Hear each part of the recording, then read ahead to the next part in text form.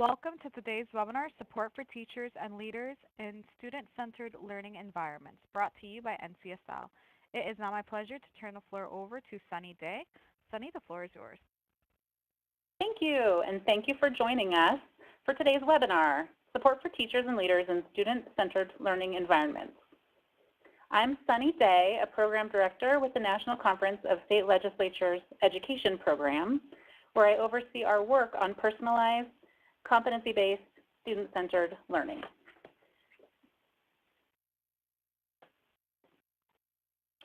This webinar is the fourth in a series sponsored by the NCSL Student-Centered Learning Commission, a bipartisan group of state legislators and legislative staff studying legislative policy options, obstacles, and recommendations to help states move forward with systems that support student-centered learning opportunities. Student-centered learning generally means that learning is personalized, learning is competency-based, learning takes place anytime, anywhere, and students have ownership over their learning. Our webinars to date have included an overview of competency-based education, a look at elements of state ESSA plans that are student-centered, and an overview of performance-based assessments. If you missed those webinars, the archived videos and PowerPoints are available on the NCSL website. The Commission would like to thank the Nellie Mae Education Foundation for sponsoring our work and this webinar series.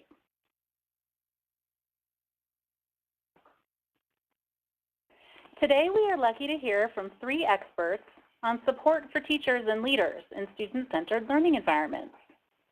Before we get started, I'd like to define student-centered learning environments, which generally exist in schools and districts that have intentionally developed educational programs, learning experiences, instructional approaches, and academic support strategies that are intended to address the distinct learning needs, interests, and aspirations of individual students. The Commission visited 6 such learning environments in 2018, and every school approached these goals differently.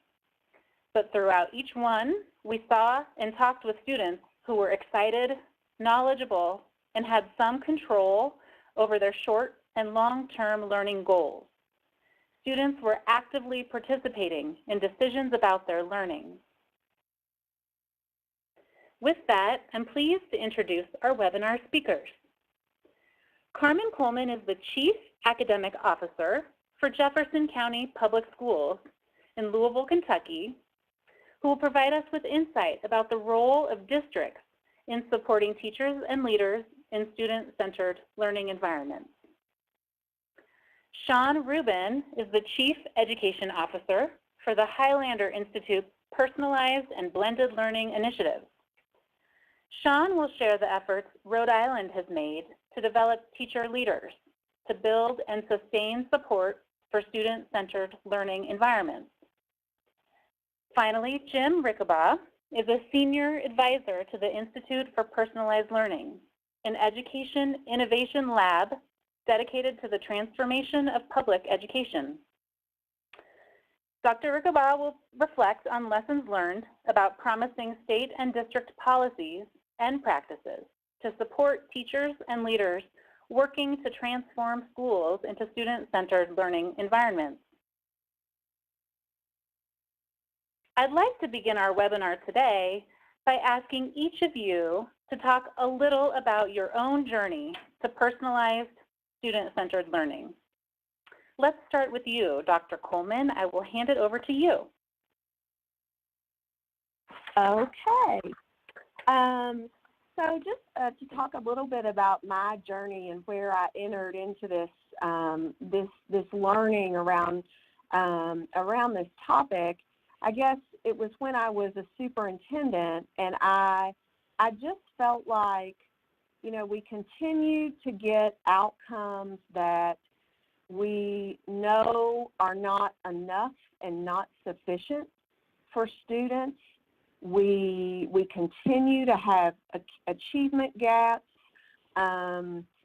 And so I have a friend who often reminds me that every outcome is a perfectly designed outcome by the system that created it. And so it made sense to me to start looking at the system to see what was it, what could it be here that we are missing that is continuing to produce the same results. And what I realized is that, you know, the traditional system as we know it, and probably as most of us experienced it, is a system that's based on time. And so you move forward based on meeting very minimum expectations, a very minimum set of criteria, and time served.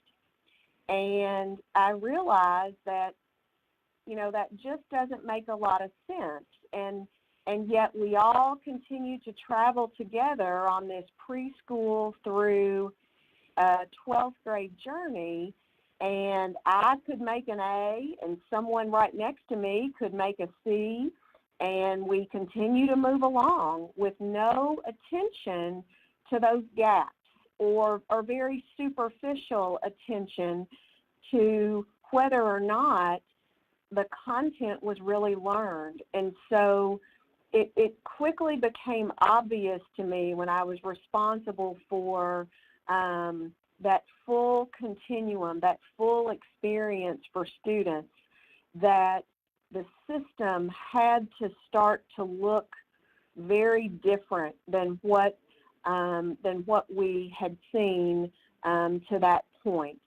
So just some background, I'm an elementary teacher first. I was an elementary principal, and then I worked as in an assistant superintendent type of role in Kentucky's second largest school district, Fayette County. I was superintendent after that, and then worked for the University of Kentucky for a time, and now am just into my second year in Kentucky's largest school district, Jefferson County Public Schools. We have about 100,000 students, and we're about the 27th largest district in the country. So that's me. Okay, perfect. Perfect. Thank you, Dr. Coleman. And we will circle back about specific initiatives in Jefferson County Public Schools after an introduction from our other speakers. Sean, would you like to talk a little about how you entered into this work and your interest in student-centered learning? Definitely, thank you. So I actually came into teaching in 2000 as, in a really fortuitous environment, charter school in Providence, Rhode Island that was started as a feeder school for the Met High School, which is part of the Big Picture Network, which does some really interesting personalized learning work and was trying to figure out how to do this work with kindergarten through 8th grade students. So I was immediately, kind of thrown into a situation where I was having to work with students to develop individual learning plans. Each of my students in 3rd and 4th grade, I was connecting them to community mentors. They had a lot of agency right off the bat, so it was a really powerful place to kind of enter. Race to the Top kind of quickly came in about 3 years later, and in a lot of ways changed what we were allowed and able to do, but it also made the work that we did, I think, a little bit better in some ways, in the sense that it really focused us on thinking about formative assessment and differentiation of instruction, in addition to agency and opportunities for students to expand their thinking. But what I did realize when I came out of the classroom in 2011 and came into the Highlander Institute to begin starting some of this work from a consultancy standpoint, was there was a huge disconnect between folks like myself who had been teacher leaders in the classroom and the actual district leaders and building leaders who made the decisions. In a lot of cases, many of them had never been in experiences similar to the ones that I was in and didn't even know really how to actually, how much of an actual lift it was to be able to personalize, because it takes a ton of additional time and energy and effort on the part of the teacher. And so we quickly became translators between those teacher leaders who were the ones that ultimately were doing those innovations at the classroom level, and the folks at the building level, the district level, and the state policy level around what sorts of brush needed to be cleared in order to empower these teachers to take this work even further. And so that's been really our role here in Rhode Island, and now expanding nationally, is thinking about both how do you get the energy and enthusiasm of teachers and kind of empower them as leaders who can drive this work, but also simultaneously making sure that there's a process in place so that the work that they're doing actually is moving in a direction of scale, because ultimately we want this type of experience for every single student in every single classroom, not just in those classrooms of early adopter teachers who are able to make it work independently. Wonderful. And we will circle back and hear more about Sean's work in Rhode Island. Jim, would you like to introduce yourself and talk a bit about how you came to this work? Sure, thanks, Sunny. And I do appreciate the metaphor of this being a journey. And certainly for me, it's much more of a journey than an event. I've more than 40 years of education, starting out as a teacher and then a building level administrator, then district level. I actually spent some time in the middle of my career off in the private sector, but always around education. And I guess over the years, I watched as accountability measures have grown and there's sort of more pressure brought to bear on the system, but yet outcomes seem to have stayed about the same. And so as I watched sort of teachers working harder and harder and under more pressure and still not being able to reach too many students, it was sort of this constant question saying there's something missing. This isn't an effort problem, there's something else going on. And over those years, it was just interesting that for the most part, every year we were putting more money into the system, yet it seemed like from a district leader perspective, every year we were reducing programs, cutting services, and it's just like there's something wrong. There's something wrong here that seems like it should be obvious. And I guess for me, the aha was that what we have is a design problem. It's not primarily an effort problem or even an accountability problem. And that unless we're willing to redesign the system and start looking at it from some different perspectives, it's not likely that we're going to be able to achieve the outcomes and the sort of results that we and the economy and our society are seeking. So as the sort of, to maybe expand just a little bit on that, the sort of shift away from sort of a factory input-driven model or design to a more flexible learning outcome-driven system, which makes sense. Schools ought to be about learning, not just about instruction. And for the most part, the design we've experienced, that we've inherited, is one that is driven by instruction rather than focusing primarily on learning. So that for me, that sort of shift means that we really need to think much of what we sort of assumed about learning and about how schools operate, and the sort of roles that learners and educators play in them. And I'll talk a little bit more about that later, but for me, that's the sort of fundamental piece, is that we don't have a people problem, we have a system problem. And if we redesign the system around what we know to be really important, so many other things fall in line that can allow us to achieve what it is all of us want for our learners and for our future. Great, thanks. I've asked each of our speakers to provide insight into the following topics. How does personalized learning change the role of a teacher? How should school leaders hire and support teachers for personalized learning environments? And what are state policy options to build teacher and leader capacity for personalized, competency-based, student-centered learning? Dr. Coleman, I'll turn it over to you to talk about the role of teachers and leaders in student-centered learning environments and some of the efforts underway in your district, the Jefferson County Public Schools. Okay. So I guess it's important to start by, and this is how we started here with with the teachers and leaders in Jefferson County. You know, we've started by asking them questions like, what does a high school diploma really mean?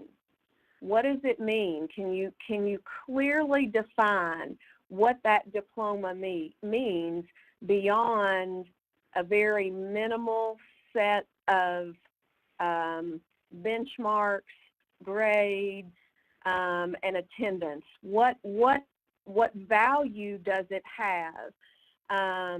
What we started to realize, I think, is that at least in Kentucky, to some degree, our high-stakes accountability system was good for some things, but it may have resulted in our expectations becoming very minimal for each student. It just became, we've got to get each student to this very minimum bar, and that bar is the floor, not the ceiling. So kind of an unintended consequence.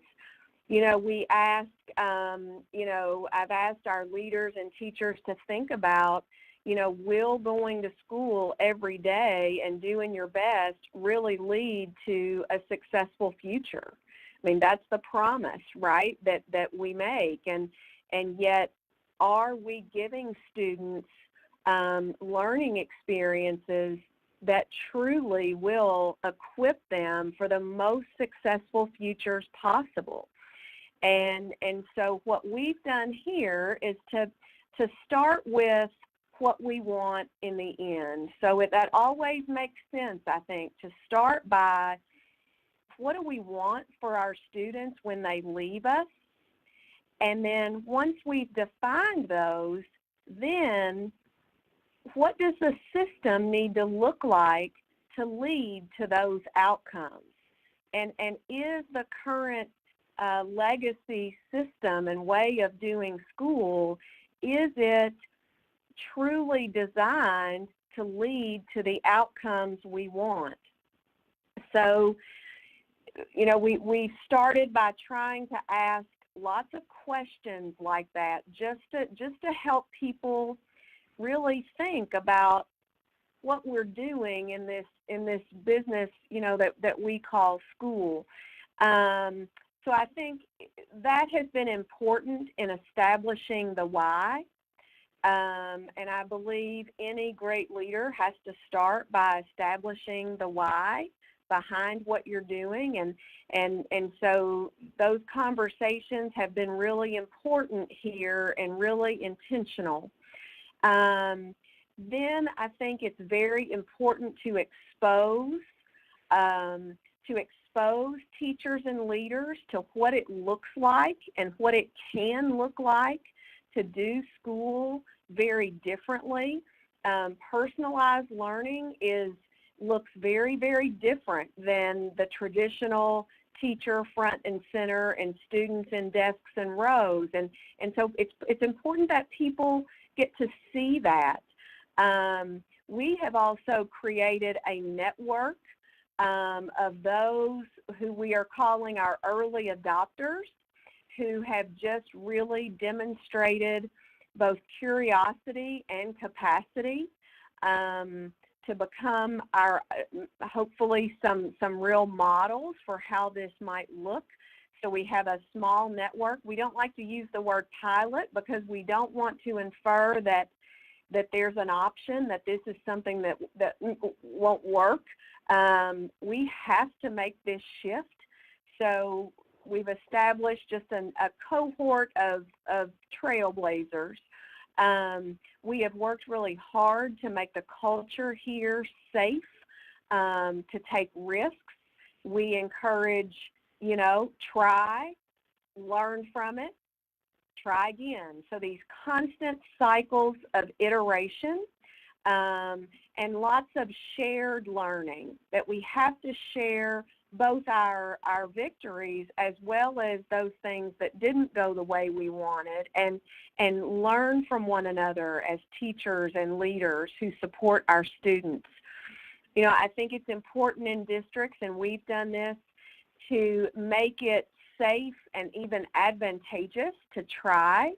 So I think it's important that there's some kind of acknowledgement and even incentive potentially for districts to make this shift. And we we did that. We have provided limited financial incentives for those to become part of this early network. But I think more than anything, I think what they would tell you is that what they have appreciated is the time together and the space to think differently and learn differently and create very different kinds of experiences for our kids. We also make a big deal out of spotlighting progress and great practices. So when someone, when we see a real success with personalized learning, we promote it. We talk about it. We talk about what made it successful. We have a show on our YouTube channel. Just last week, I was in a school, and I was so excited by what the students were doing that I saw that I promptly ordered a school bus for them the following week and took all those students to the principal's meeting the next week and had them do an exhibition of sorts for the principals. And we talked about what was so powerful that those teachers had created to allow those students to create such awesome products. Finally, I'll tell you, beyond our cohort of early adopters, we are trying to model what we want students to experience by what we are doing for our teachers. So if we expect teachers to personalize learning for students, we have to show them what that looks like. So we're working towards some competency-based models with professional development. I learned a lot from Jim, who will share in a minute about this, and I'm hopeful that he will share more. I will say that finally, as I shared before, we have defined very clearly what we want for our students when they leave us. This idea, now kind of commonly known as a graduate profile, is one that many schools and districts are thinking about now. We actually talk about ours as a backpack of success skills. And so our students each year have to show evidence of themselves in respect to these, in regard to these success skills. We have partnered with Google to create digital backpacks for each student, and so they are very actively collecting evidence. So what's happened is we are having some really critical conversations in our schools about the quality of work that students are receiving. Worksheets aren't good evidence in the backpack, so we've really had some great conversations about that. So we have a district-wide focus that is really bringing everybody together around a North Star, and I think that is critically important. Wonderful. Thank you, Carmen. Sean, I'll turn it over to you to talk about your work in Rhode Island. Excellent. Thank you. So yes, I'm going to talk a little bit today about kind of the effort that we've started in Rhode Island, but I wanted to start just by telling a little bit about the Highlander Institute. So we're a 501c3 nonprofit that mostly works with districts and school leaders as well as classroom teachers. We do contract services, but we also have a lot of programs, and our programs here in the state have really been about movement building and getting people excited about moving in the direction of student-centered learning. We have a lot of resources, and all of our resources are open source, so if you're interested in any of the resources I mentioned today, they can all be found on our website. And we host events, including an annual conference here in Providence, Rhode Island, that brings about 1,000 folks to learn practical, on-the-ground ways in which schools and districts are implementing personalized learning. But one of the things I want to talk about today is one of our big initiatives is called Fuse RI. We're in the 5th year of our Fuse Fellowship, and it started really because as we started getting this work moving in Rhode Island, we realized that one of the biggest impediments we were going to run into is that if we were successful and this started to pick up in terms of its excitement, that we would need a deep bench of people who are able to coach and support teachers in this work, because it is a heavy lift to be able to shift your practice in this direction. And a lot of the resources and tools that are out there for this work are underdeveloped, and so it's still a heavy burden on the teachers. And so what we did was we created an opportunity where we went out into classrooms and found some of the best teachers that really understood these concepts, similar to what Carmen was talking about, the early adopters across the state. And what we would do is we would recruit early adopters from different districts across the state of Rhode Island. There's 66 LEAs in Rhode Island in total.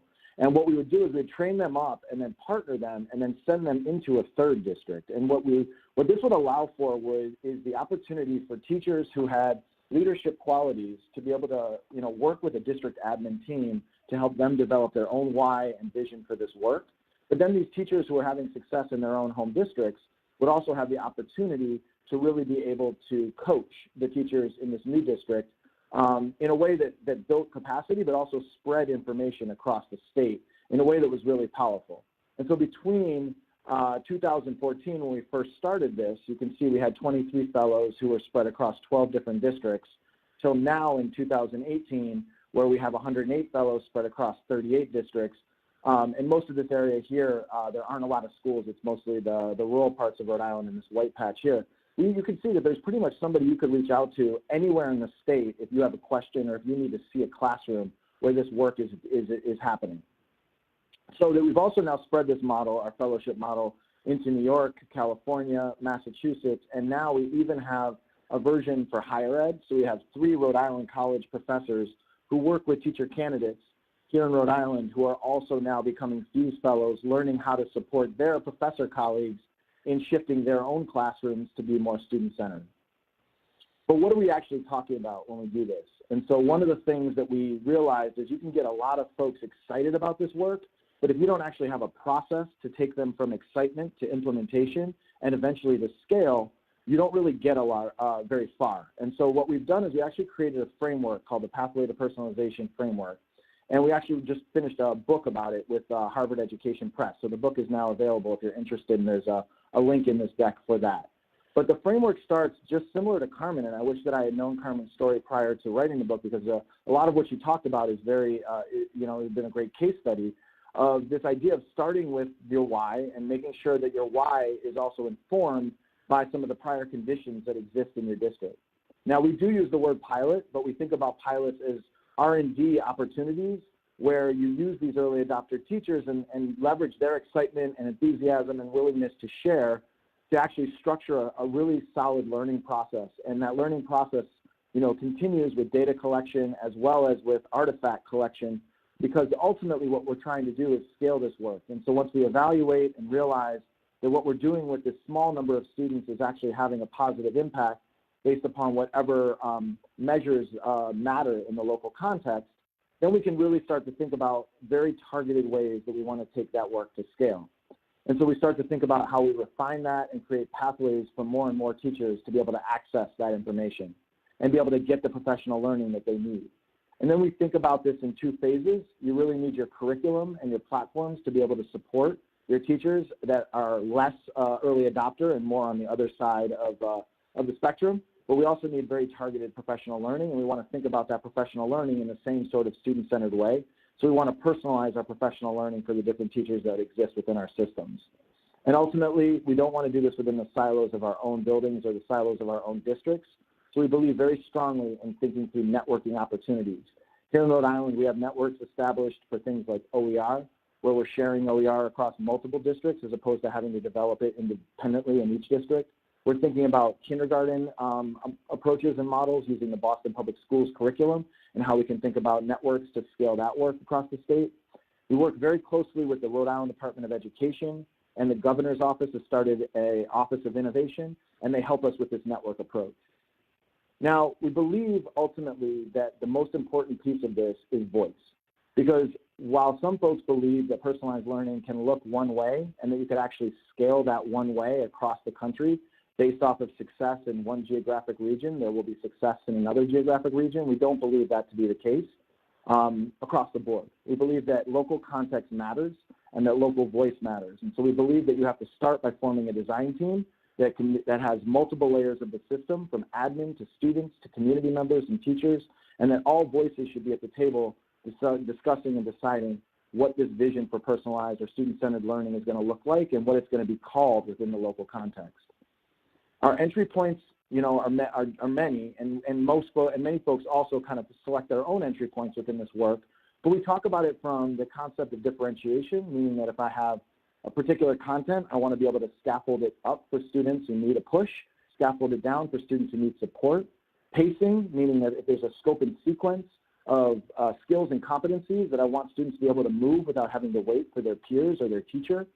But ultimately, the most important is that voice, choice, and some agency within this work. Students being at the table to be able to design their own projects, students being able to think about their learning in a much deeper capacity. And I know Jim is going to really go into that a lot deeper, so I'm going to skip over that for now. When we think about how you scale this work, we really like to use the Rogers Innovation Curve because we think that this is really quite appropriate for what we see in a lot of the districts that we start with this work. We want to really leverage those early adopters that Carmen was mentioning, and the whole point of building and designing and creating these pilot opportunities is because there's a huge chasm between the way these early adopters think and what amounts of work they're willing to do in their own personal classrooms, from where the early majority and the late majority of some of the teachers need more data and they need more proven opportunities and more supports within the system to be able to adopt this. And so we really think that the work here is around adoption and implementation, and that we leverage these early adopters to actually create the systems that we want to scale. And so we're having some success when we really super scaffold the crossing of this chasm. We have success getting more and more teachers to kind of adopt this work. This is our book. If you're interested, it lays out the process that we go through in much greater detail than I was able to do on this call right now. And again, we have our conference every spring. I welcome any of you, if you're interested in seeing this work in action. This is a very tactical conference that has a lot of teachers and building administrators and district administrators who are doing this work across the country who are here as presenters. And I'll pass it over to Jim. Great, thanks, Sean. Actually, just as maybe a handoff there, I should tell you a little bit about the Institute for Personalized Learning. We're located in southeastern Wisconsin. We've been around, we're actually in our 9th year. It's a grassroots organization that has grown up around the whole idea of redesign and what it means to put learners at the center. I shall, just as a sort of caveat, our annual conference, we call it a convening, is actually going on right now. I'm at the conference center at the Wisconsin Center in Milwaukee. We have 13 states represented here, so it's a lot of really fun work, and it's a very energizing day. So lots of fun around this work. Let me start on my part to just sort of talk a little bit about goals of personalized learning. There certainly are lots of definitions. There are multiple paths out there. For us, we just try to get it down to the essentials. And so the first part of this is the idea of nurturing powerful, agile learners rather than just more proficient students. That's part of that design issue that our focus needs to be on helping young people become better learners, including learning, by the way, when there's not someone present to teach them. That it's important for them to be able to learn in contexts where they're being taught. Much of their learning in life, however, will be learning they're going to have to do when there's not a professionally prepared, perfectly timed, expertly delivered lesson. So for us, it's part of pushing out, building that capacity of learners.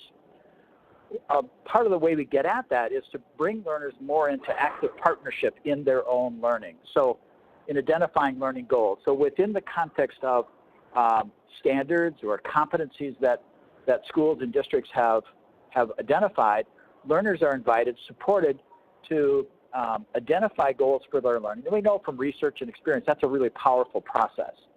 And then beyond that, helping them share in the development of a learning path. Again, in life, not all of our learning paths come pre-established and expertly set for us. Plus, we've discovered that the more learners are engaged in developing their learning path, the more ownership they take for it, and the more agency that they feel in that process. And then ultimately, that accountability for learning and progress and success is shared with educators. So this is, from an educator perspective, I can't be successful if you're not successful as a student. And learners seeing educators as advocates for their learning, not just managers of their work. And ultimately, and maybe obviously, the overall goal here is to build learning competency and to mark progress based on learning rather than time. And obviously, for us, that's a crucial element. It may be obvious, but it's one that gets lost, certainly in the traditional design. So we sort of, again, trying to boil things down, make them really clear. We use the acronym POWER to sort of focus on what are we really trying to do with learners. So the first piece of this really is we know that purpose is the most powerful driver of learning there is. We want learners to see purpose in their learning, which means discussions on the front end of learning, having learners constantly returning to what's my purpose, what am I trying to do here? And then to build ownership, which we define, by the way, is learners learning for their own purposes, not primarily to please adults or escape their wrath. The third element, W, is wonder or curiosity. We know the power of curiosity over the course of a lifetime can actually overcome so many other life challenges and areas where learners may not have some other advantages, but that in a world that's changing, curiosity is a crucial element for learners to continue to move forward and also to be aware of changes in their environment. The third element, efficacy, the idea that learners understand that with good strategy and with smart effort and use of their resources, they can learn really difficult things. And the fact that I tried it once and I didn't get it the first time only means that I need to go back and look at my strategy. I need to look at how I'm allocating my effort and how am I leveraging my resources. And then the fourth letter, or the fifth letter, responsibility. And often we think about responsibility as we told students to do something, did they do it? And if they didn't, we say they're not responsible. Actually, that's compliance. What we're talking about here is that learners see enough value in their learning that they're willing to take responsibility for it. If you think about responsibility in life, it's about wanting to be responsible because what we're doing is important enough for me to do that. So for us, if we can get these 5 pieces embedded in students' learning, we're pretty confident that they're going to do well. Now, what I just described from a design perspective implies a different role for educators and for learners. In the slide that I just put up, the traditional legacy system has the teacher sort of as the expert, the sole source provider, the decider, the organizer, the planner of what's going to be learned. Standards and curriculum are then delivered to learners, sort of as the object of that teaching. The hope is that learners get it. When they don't, educators do what they can to try and compensate for that, but ultimately the last thing educators do in the traditional system is decide if the learner learned or not. Not ensure they learned, decide if they did. And then, so now if you shift it into the new design, now it's learner and educator side by side. In this case, it's our work, the combined work of learner and educator, is to see that learners learn, that they're successful with standards, curriculum, competencies. In this case now, the educator is the best advocate for the learner. The learner sees that their work is being supported by the educator and that ultimately success is a shared activity. This implies a really different sort of approach. In fact, as I'm talking with teachers increasingly now, because we've been at this a while, I'm hearing more and more from teachers saying, actually the term teacher doesn't really capture the full scope of the work I do, because I'm focused on stimulating learning. Instruction is one thing I do, or sort of we think about that as the main job of teachers is to teach. In this new design, it's really about generating learning, provoking, stimulating, supporting, exposing, curating, so that learning happens. So instruction remains important, but it's one of a number of very powerful, flexible resources that can be used to stimulate learning. So the vision around this is sort of from the educator's standpoint, is that each teacher or educator sees his or her content through the eyes of students, that we're thinking about learning from the learner's perspective, not just from the lesson or curriculum perspective, that in fact that work is informed by curriculum and lessons, guided by that, but that the work is really through the learner's eyes. And the second part of this is that students see him or herself as their own best teacher. If you think about it, it's the only reasonable investment, because the only teacher they'll have for a lifetime is in fact themselves. They may hear the voice of their former teachers in their ear 20 years from now, but if we think about the pace of change in the world and the way the workplace is changing, we really need to build the capacity of learners to be independent, to be powerful, to be agile, not just to be able to be taught. Now, that suggests some implications in terms of professional learning for adults. First of all, I mean, it's pretty reasonable to assume that teachers won't value what they haven't experienced. And so we need to create opportunities and contexts for teachers to engage in learning that's in fact personalized or teacher-centered. The second part of that, and an implication that's related, is that the learning needs of teachers vary just like students. And so when we march the entire faculty into the auditorium for a speech, well, not that that's always wrong, it's just that if that's what we're depending on for teachers as learning, we're ignoring their needs, and we're only going to reach a small portion. So depending on where people are in their career, depending on the problems of practice they're facing, they need other options.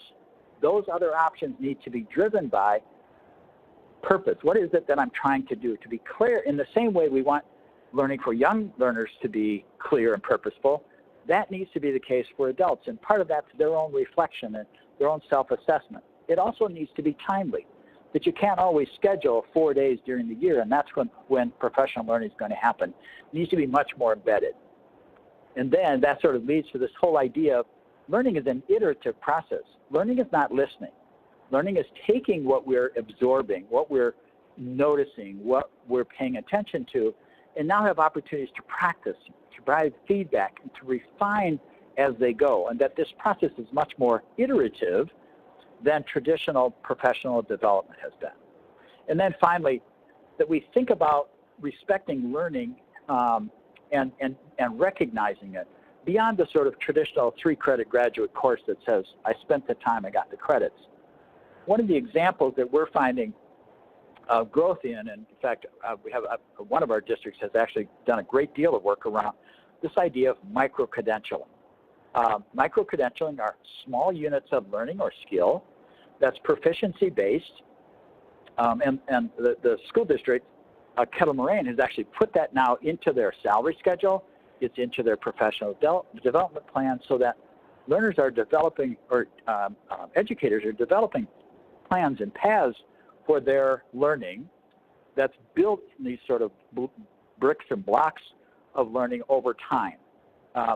There certainly are some really exciting national initiatives that Digital Promise and Boom Board and others are engaged in. And thankfully, and fortunately, the idea of micro-credentials is gaining some currency among some of the schools of education in southeastern Wisconsin through the sort of active and ongoing conversation. But these are places, maybe that's just one example, of how we can start to build out the learning side of the profession, not just credit, not just time, in order to prepare our educators to make this sort of transformational change into a new design, not just making the design, but actually bringing the system along. So I'll stop there, and I'd be interested in your questions later in terms of what thought this may have stimulated.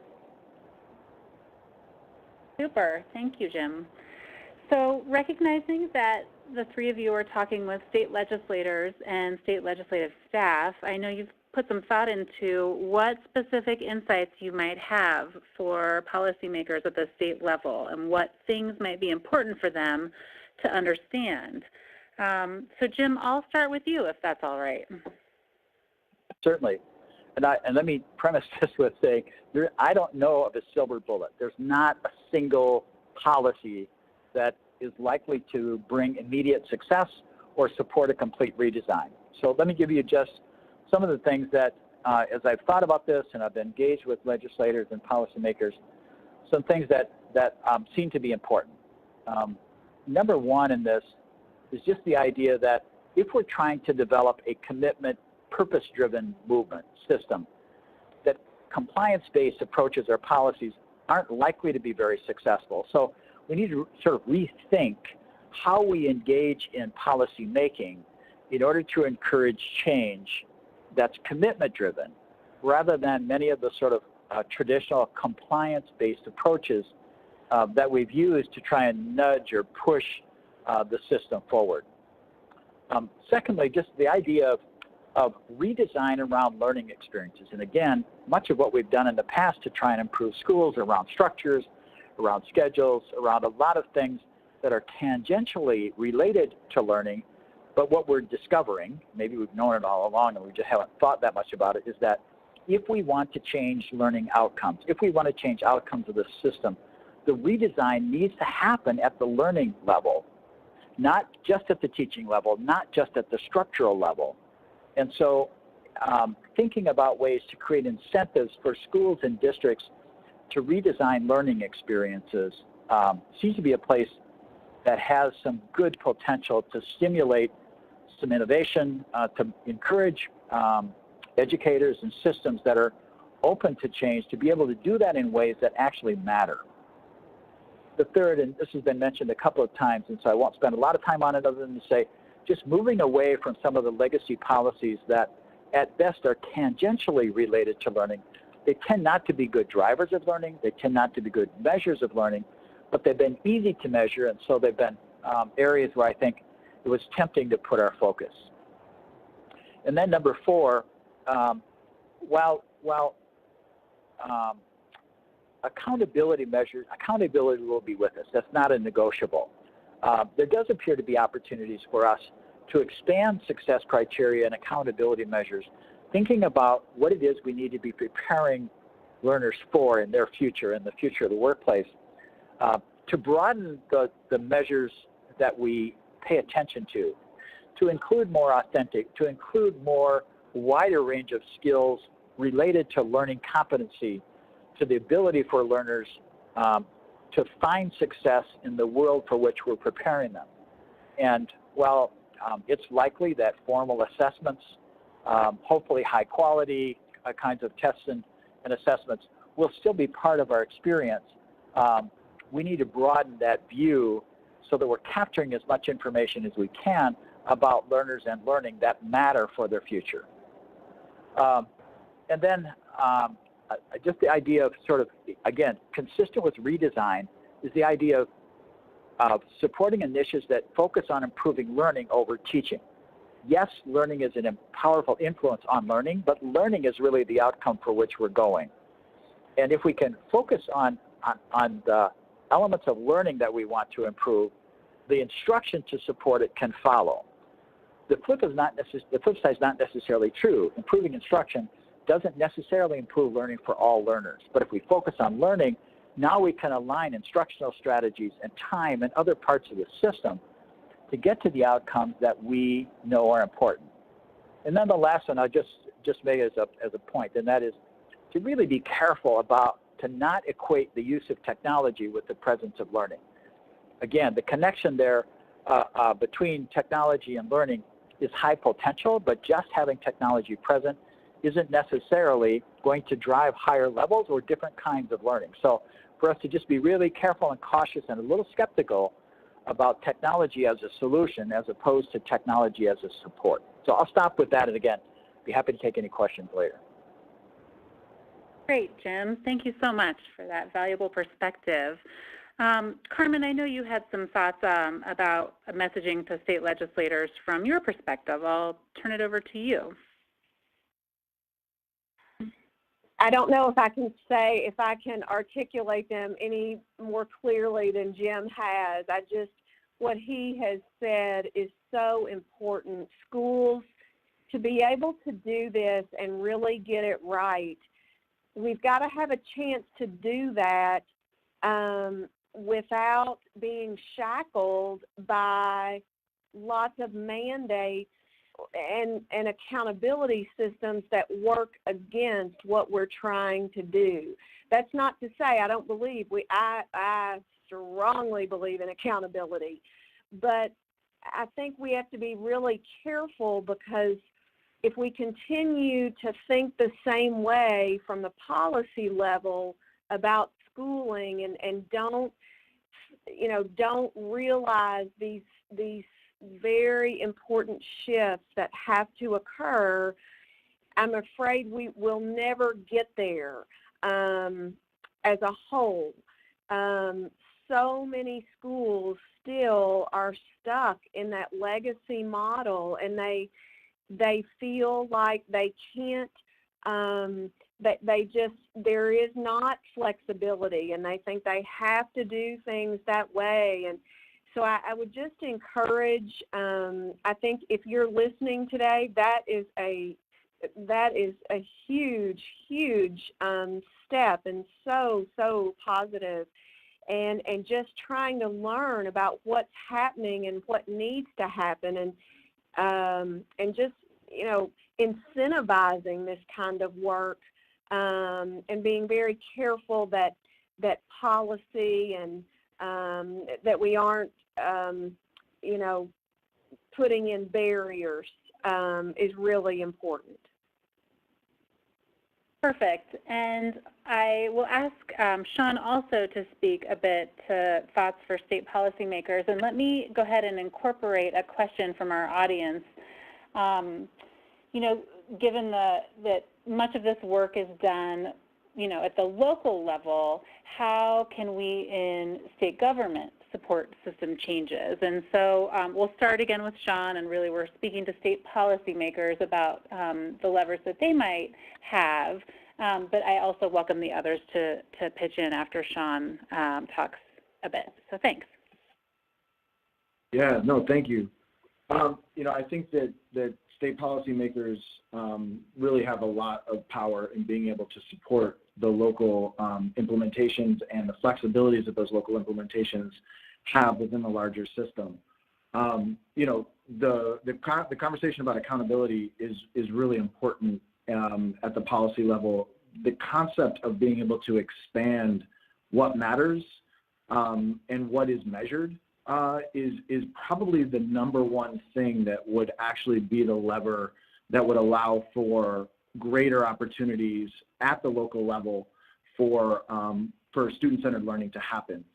Right now, we're just really limited in terms of what we consider a measurement by which students are successful or not successful, and I think that that's one of the biggest impediments that we bump against, especially when you think about some of our underserved student populations and the ways in which the culture and identities that they bring into those classrooms may or may not be valued within the current measurement environment. And so really starting to think proactively about engaging the communities that are marginalized within our systems, the ones that are continuing to not have success within our current systems of measurement and accountability, and asking them what ways and what measurements really would matter to them and how we can expand those possibilities is huge. I think the other piece is thinking about how policy and a lot of opportunities exist at the higher ed level with regard to teacher preparation.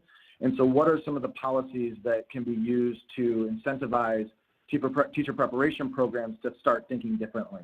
All of our districts here in Rhode Island really struggle with the fact that we have, in our urban populations, large percentages of students of color in our classrooms and very small percentages of teachers of color that are actually working with those students. And research is showing that, especially when you want to personalize the opportunities for students, that it really helps if you are seeing yourself within your teacher, and if your teacher has some degree of a perspective of where you are coming from as a student of color or a Latinx student or a low socioeconomic student. And so expanding what we think of as a certified teacher candidate within our states, how we could start to think about more competency-based models for those teacher candidates rather than this current seat time models or the current pay to get your certification models that currently exist in higher ed.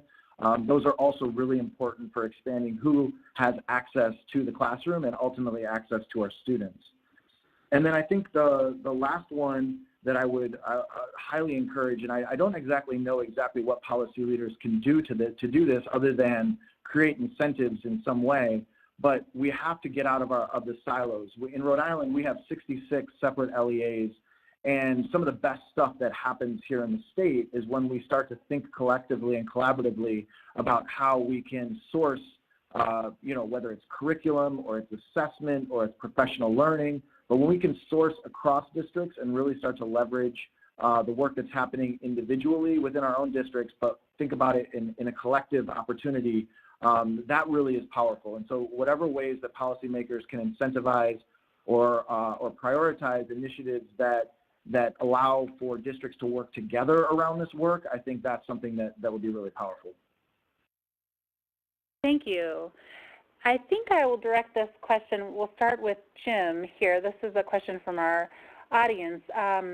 Specific question, how long should incentives be in place, and does it step down year to year? And just thinking about some of the incentives that you've seen put in place in states, thinking about Idaho, for example, and Utah having pilot programs for schools that are ready to go deep in mastery or student-centered learning models.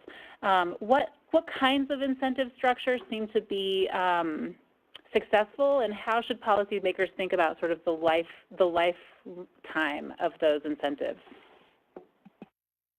Great question.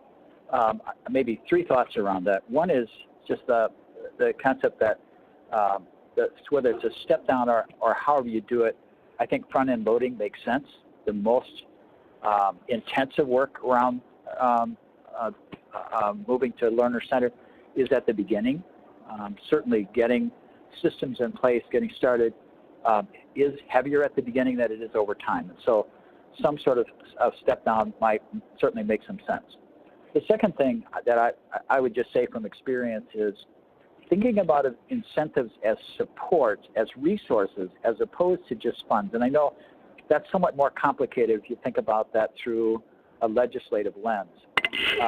But our experience over time has been that when systems make the tough choices up front to commit to this work, it tends to have more longevity, it tends to penetrate more, tends to have more sustainability than large amounts of money up front that decreases over time. Unfortunately, often so does the commitment. And so to think about this in terms of resources that can be accessed, expertise, support systems to move the work forward, help people do the design work they need to do, as opposed to funding positions, those sorts of things. And that's really not just related to learner-centered work, in any sort of innovation.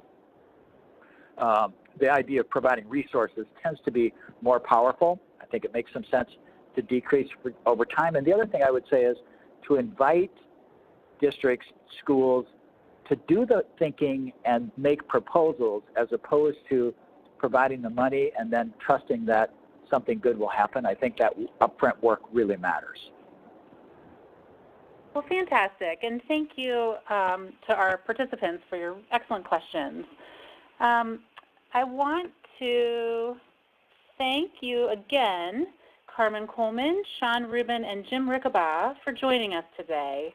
This was a fantastic discussion, and we greatly appreciate your insights.